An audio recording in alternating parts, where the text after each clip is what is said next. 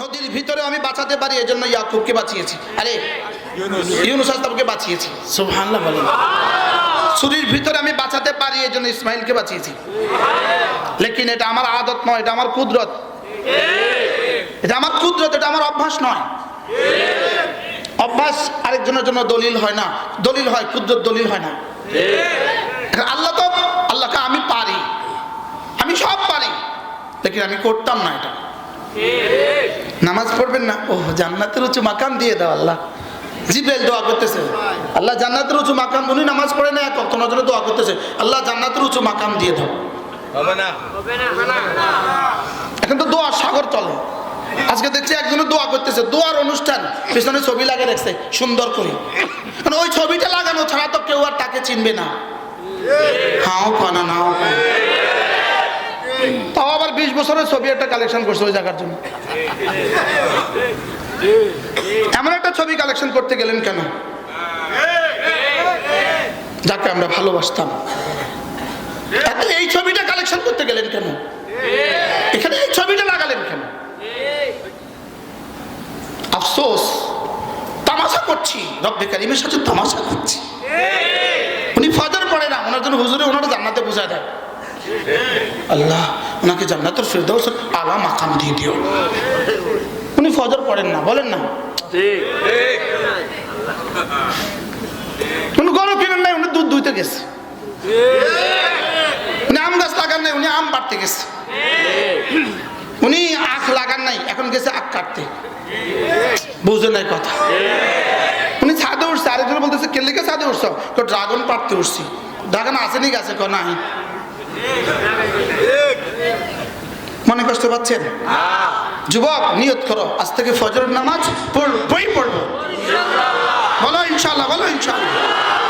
আমি বলি বন্ধু, খোদার কসম, আল্লাহর কসম, ফজর আমার জীবন, ফজর আমার মরণ, ফজর আমার দুনিয়া, ফজর আমার আখিরাত। ফজর আমাকে সুন্দর এক জীবন দান করবে, ফজর আমার ইমানের অংশ, ফজর আমার ইমানকে পূর্ণাঙ্গ করবে, ফজর আমার ইসলামকে পূর্ণাঙ্গ করবে, ফজরই আমার জীবনকে সুন্দর করবে।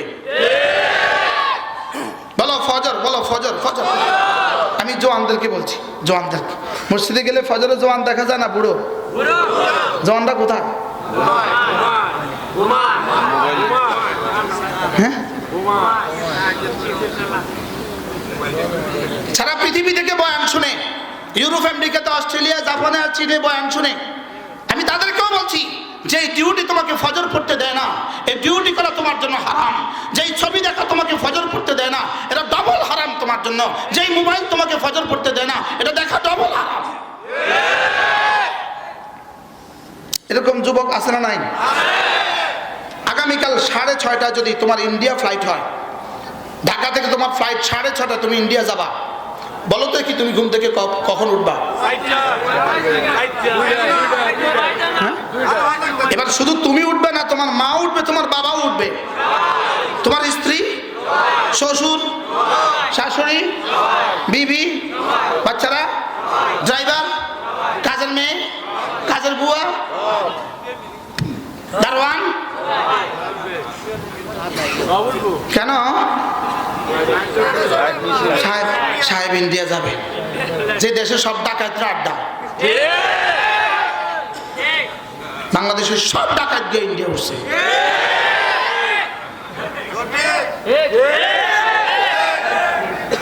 লেকিন 6:30 ফ্লাইট, সব উঠে গেছে। লেকিন দোস্ত, রাকাত সালাতুল ফজর খায়রুম মিনাদ দুনিয়া মা ফিহা। 2 রাকাত ফজরের সুন্নাত, দুনিয়ার মধ্যে যা আছে তার চেয়ে দামি। কে বলেছে? তোমার রাসূল আর আমার রাসূল, যিনি জীবনে কখনো মিথ্যে বলেননি, তিনি বলেছেন।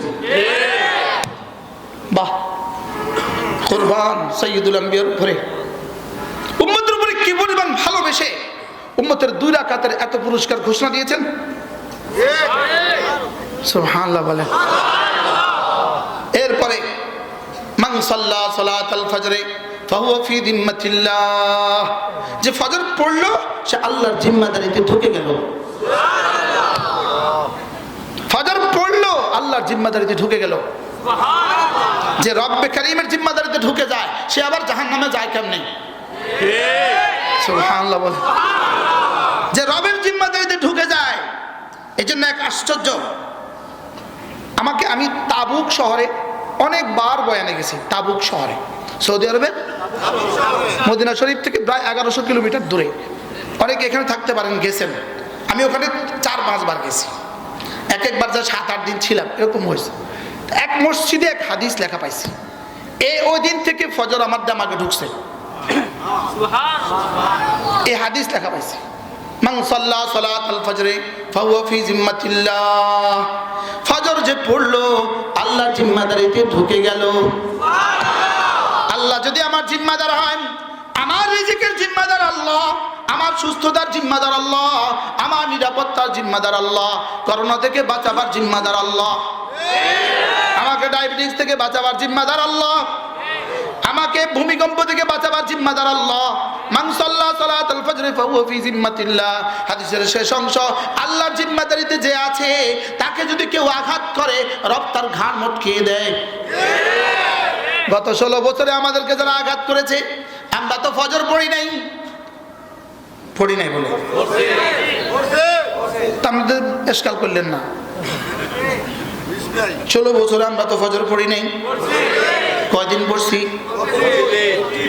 আমার একদিন ফজর ছুটছে, খোদার কসম একদিন। এটা ছুটছে কোন দিন? যেদিন আমাকে গুম করছে। সারা রাত সারা দিন চোখ বেঁধে, হাত বেঁধে, পা বেঁধে ঘুরাইছে, ফজর পড়তে দেয় নাই। বহুত বলছি ওদেরকে ফজরটা পড়তে দাও, বলতেছে না, হবে না। ফজর যে পড়ে তার জিম্মাদার যদি আল্লাহ হয়, যদি নি আল্লাহ না, অবশ্যই আল্লাহ। আর রব বলেন আমার জিম্মাদারিতে, সভাপতি সাহেবের জিম্মাদারিতে কেউ ঢুকে গেছে, তাকে যদি কেউ আঘাত করে উনি কি বলবে? আমার জিম্মাতে আছে, তুই আঘাত করলি কেন? এবার রব বলেন আমার জিম্মাতে যে আছে তার প্রতিশোধ আমি নিব। আমার জিম্মাতে যে আছে তাকে কেউ আঘাত করার সুযোগ নেই, তার ঘাড় আমি মটকিয়ে দিব। 5ই আগস্ট এই জন্যই কায়েম হয়েছে। মান সাল্লা সালাতাল ফজর ফাহুয়া ফি জিম্মাতিল্লাহ। এই হাদিসের সাথে আমার জিন্দেগি মিল ছিল না। আমি বলতাম কি ব্যাপার, ফজর তো পড়ছিলাম, তার দুশমন হাতে তুলে দিলেন কেন? রব বলেন অপেক্ষা কর, দেখবি কেমনে ঘাড় মটকাই। কি বুঝছেন? রাসূল যা বলেছেন সত্য বলেছেন। বলেন, বলো বন্ধু, পড়বো ইনশাআল্লাহ। কবে থেকে ফজর? ইনশাআল্লাহ। হাত উঠায় ইনশাআল্লাহ। আল্লাহ তৌফিক দান। আমি বলি ইনশাআল্লাহ, ইনশাআল্লাহ ফজর আর করব না কাজা, দুনিয়ার আখিরাতে খাবো না সাজা। ফজর আর করব না কাজা, ফজর আর করব না কাজা, দুনিয়ার আখিরাতে খাবো না সাজা, দুনিয়ার আখিরাতে খাবো না সাজা। ফজর আর করব না কাজা। বলেন বলেন বলেন, ফজর আর করব না কাজা। আবার বলেন। কেউ বলবেন আমি তো ফজর পড়তেই পারি না, কেউ বলবেন আমি তো ফজর পড়তেই পারি না। বন্ধু, যেটা তুমি পড়তেই পারবে না এটা জীবনে কখনো রব ফরজ করবেন না। যেটা অসম্ভব সেটা ফরজ হবে কেন? যেটা ফরজ হবে সেটা অসম্ভব হবে কেন? কি বুঝছেন বলেন? কিটা বুঝছেন? অসম্ভব কোনো কিছু ফরজ হয় না, আর যেটা ফরজ হয় সুবহানাল্লাহ। কি বলছি? যেটা ফরজ এটা অসম্ভব না। আচ্ছা, এখন আইসা যদি কোনো হুজুর আইসা বলে এই ফুলটা যে খাইবেন তার 100 টাকা পুরস্কার, মাথা খারাপ, এটা খাওয়ার জিনিস। কি 1 লাখ টাকা পুরস্কার? এই টিস্যুটা যে খাইবেন, এই টিস্যুটা যে খাইবেন 1 লাখ টাকা পুরস্কার। মাথা খারাপ, খাইব কেউ? খাইতো না। আরে মাথা খারাপ, এটা খাই মরতাম নি। বলেন না, কথা বলেন না। হ্যাঁ, এটা খাওয়ার জিনিস না তো। এই ফুলটা তো কি নয় বলেন না? প্লাস্টিক, এটা খাওয়ার জিনিস নয়। এটা লোহা, এটা খাওয়ার জিনিস নয়। না, যেটা তোমার জীবনের জন্য কোনো না কোনো অংশে, যেটা তোমার জীবনের জন্য অসম্ভব, এটা রব জীবনে কখনো ফরজ করেন না। আর যেটা ফরজ করেন এটা জীবনে কখনো অসম্ভব হবে না। বুঝাতে পারি নাই? হ্যাঁ, জীবনে কখনো যদি অসম্ভব হয়, প্লেনে উঠছে অসম্ভব, বিমানে উঠছে অসম্ভব, এবার রব বলেন যাও, যেটা অসম্ভব আজকের জন্য যদি অসম্ভব হয় অন্য সময় কাজা করে দিও। সুবহানাল্লাহ। আশ্চর্য বিষয় না? হ্যাঁ? গুলিস্তান থেকে যাত্রা বাড়ি, নিজের প্রাইভেট গাড়িতে নিজে আছেন, দাঁড়াবার কোনো সুযোগ নেই, আমার এলান হয়ে গেছে। দাঁড়াবার কোনো সুযোগ নাই, কি করবেন না আমার কোনো সুযোগ নেই। মসজিদও দেখতেছেন না, দাঁড়ালে হাজারো গাড়ি কষ্ট পাবে। এবার রব যেন বলেন যাও, এখানে কিছুটা অসম্ভব, এই জন্য পরে কাজা করে ফেলিও।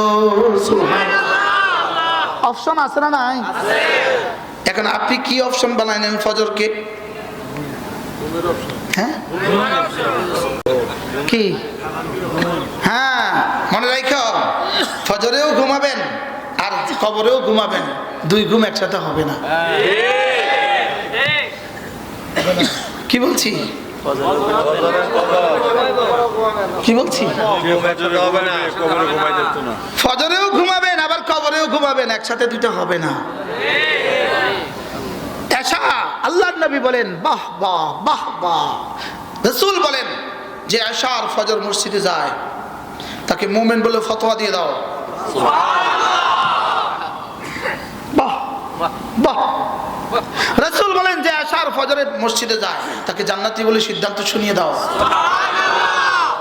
রাসূল বলেন যে আশার ফজর জামাতের সাথে পড়ে সারা রাত জাগ্রত থাকলো বলে ফতোয়া লাগায় দাও। কি শোনাবো আপনাকে ফজরের কথা? ফজর ছাড়া যে জাতি, এই জাতির দুর্ভাগ্য কি হচ্ছে কি হবে রব ছাড়া কেউ জানে না। রব ছাড়া কেউ জানে না।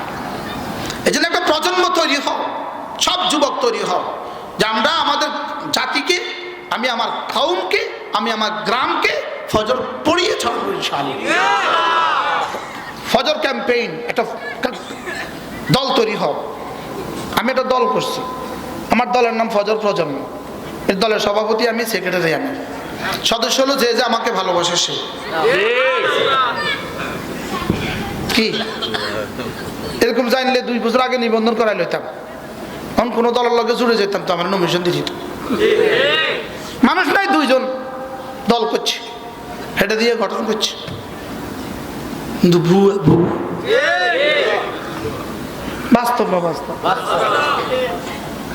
একজনের নিবন্ধন করছে, নিবন্ধন এক দলের নিবন্ধন করছে, সাংবাদিক গেছে দলের অফিস খুঁজতে, দেখে যে যাত্রাবাড়ি না গোলশা ওইদিকে ছোট্ট একটা ভাতের দোকান, হেতে হলো হেতার বউ হলে ম্যানেজার, হেতে হলো মেসিয়ার, ভাতের দোকান, হেতে হলো দলের প্রধান, বউ হলো সেক্রেটারি জেনারেল।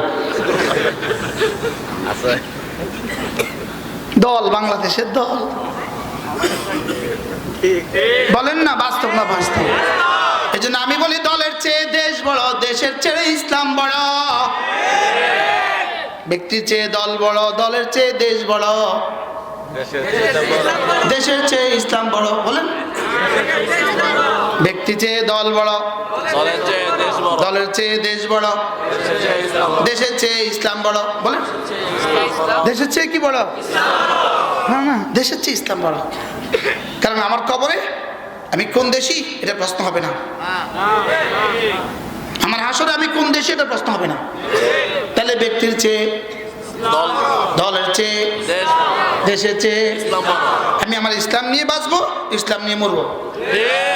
আর ইসলাম সূচনা, ইসলামের সূচনা ঈমান দিয়া, আর ইসলামের সূচনা ফজর নামাজ দিয়া। সুবহানাল্লাহ বলো। আজীব না? ইসলামের সূচনা কি দিয়া? ঈমান আর ফজর। বলেন, আবার বলেন। 0171 তো 0 বাদ দিয়া এই মোবাইল কবে যাবে? তো ফজর বাদ দিয়ে ইসলাম কবে আসমানে যাবে? বুঝে বলেন। দেখো বন্ধু, দেখো বন্ধু, কালিমা, নামাজ, রোজা, হজ, যাকাত, ফজর, জোহর, আসর, মাগরিব, ইশা, এখানে 5, এখানে 5। এত 5 কেন? শুধু গণার জন্য। কালিমা, নামাজ, রোজা, হজ, যাকাত, ফজর, জোহর, আসর, মাগরিব, ইশা। দেখো বন্ধু, চক্ষু, কর্ণ, নাসিকা, জিহ্বা, ত্বক, ফজর, জোহর, আসর, মাগরিব, ইশা। কালিমা, নামাজ, রোজা, হজ, যাকাত। দেখো বন্ধু, আরো আছে গোশত, রক্ত, হাড্ডি, মজ্জা। বলো, গোশত, চামড়া, গোশত, রক্ত, হাড্ডি, মজ্জা। সুবহানাল্লাহ বলো। দেখো বন্ধু আরো আছে, পাসপোর্ট, ভিসা, ডলার, টিকিট, বিমান। দেখো বন্ধু আরো আছে, ইট, বালু, সিমেন্ট, রড, পানি। সুবহানাল্লাহ বলো। এই পাঁচটা কোনটা কোনটা বাদ দিলে ভবন হবে?